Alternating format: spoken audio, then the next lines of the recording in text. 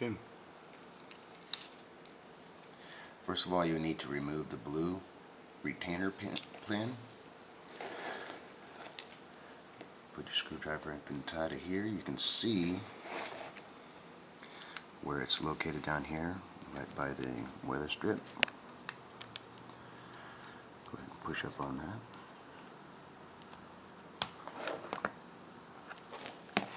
And remove it.